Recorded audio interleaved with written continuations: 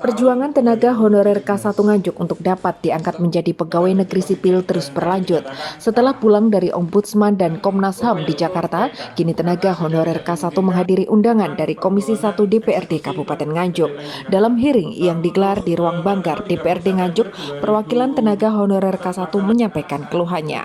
Ana Sidki, tenaga honorer K1 yang mengajar di SMP Jatikalen, mengucapkan terima kasih kepada Komisi 1 DPRD Nganjuk yang mau membantu perjuangannya. Ia telah berjuang bertahun-tahun untuk dapat diangkat menjadi PNS. Meski 26 kabupaten lain telah diangkat menjadi PNS, tetapi ia tidak patah semangat untuk memperjuangkan haknya menjadi PNS. Sementara seluruh anggota Komisi 1 akan membantu memperjuangkan tenaga honorer K1 karena semua syarat untuk diangkat menjadi PNS sudah terpenuhi. Masudi, Ketua Komisi 1 DPRD Nganjuk menegaskan, tidak ada alasan pemerintah untuk tidak mengangkat tenaga honorer K1 Nganjuk menjadi PNS. Pihaknya akan bersedia membantu agar tenaga honorer K1 Nganjuk bisa diangkat menjadi seorang PNS. Diharapkan perjuangan K1 Nganjuk dapat diangkat menjadi PNS karena setelah sekian lama mengabdi serta berjuang demi pendidikan penerus bangsa.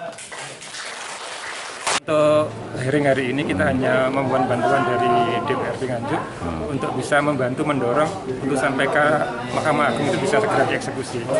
Itu yang kami minta. Soalnya kan sejak putusan pertanggal 14 April 2020 itu sampai sekarang itu belum dilaksanakan oleh Kementerian Pan dan RB. Jadi karena itu belum dilaksanakan putusannya untuk pengangkatan CPNS K1 Nganjuk kan nggak bisa ditindaklanjuti. Jadi masih macet di Kementerian Pan dan RB.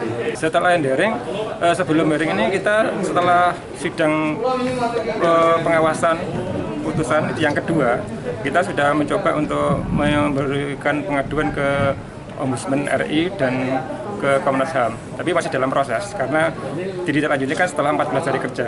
Ini baru kita kirim ke Ombudsman-nya per tanggal 2 Februari 2021 dan ditanggapi tanggal 24. Nah, pada tanggapan yang tanggal 24 itu Ombudsman masih minta kelengkapan data dan baru kita penuhi minggu kemarin. Hari Rabu kemarin sudah kita antar langsung ke Ombudsman. Putusan Mahkamah Agung itu sudah berkekuatan hukum tetap. Jadi per tanggal 10 Mei 2021 itu oleh pengadilan sudah dinyatakan berkekuatan hukum tetap dan harus dieksekusi. Ya paling singkat kan per 2005 itu sudah mengabdi 1 tahun. Paling itu yang masa kerja paling singkat ya. Kan banyak sekali, ada yang sudah 35 tahun, ada hampir yang 40 tahun Pak yang sudah kerja itu. Semua sudah terpenuhi. Nah, akan tetapi mungkin pemerintah pusat itu belum ada yang betul-betul mengkaji tentang kebutuhan guru yang ada di Kabupaten Nganjuk. Jadi hendaknya perlu lagi konsultasi ke Kementerian Menpan RB baik ke BKN. Itu yang harus kita lakukan setelah hearing ini. Kita kasihan kan?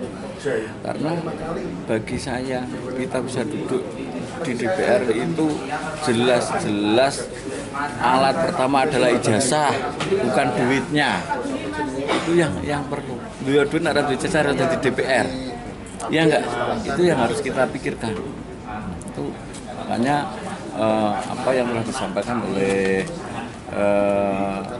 pimpinan rombongan hearing ini yaitu Pak Anas, itu saya kira selain administrasi doa juga sangat perlu dan tidak kalah penting semangat setelah ini harus dilaksanakannya koordinasi ke pusat. Itu saja yang harus kami sampaikan.